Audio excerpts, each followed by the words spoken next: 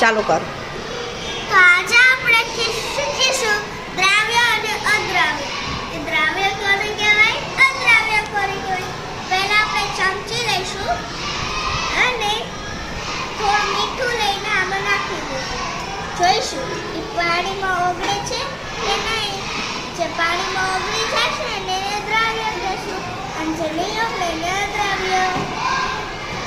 આ તો ઓગળી ગયું તો આને શું કહેવાય, દ્રાવ્ય. તો પછી આપણે થોડી રેતી લઈશું અને એમાં નાખીશું અને એને ચમચી વડે હલાવીશું. પછી જોઈશું ઓગળે છે કે નહીં. આ તો પાણીમાં ન ઓગળે તો આને કહેવાય અદ્રાવ્ય.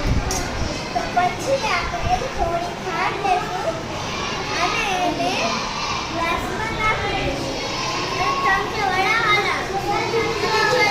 દ્રાવ્ય કહેવાય કે અદ્રાવ્ય. ને આ તો પાણીમાં ઓગળી ગઈ તો આને શું કહેવાય, અદ્રાવ્ય. તો પછી આપણે થોડુંક લાકડું નાખીશું. પછી એને ચમચી વડે હલાવીશું અને જોઈશું દ્રાવ્ય કહેવાય કે અદ્રાવ્ય. આ તો પાણીમાં ન ઓગળ્યું તો આને શું કહેવાય, અદ્રાવ્ય. તો પછી આપણે ખીલી નાખીશું અને જોઈશું પાણીમાં ઓગળે છે કે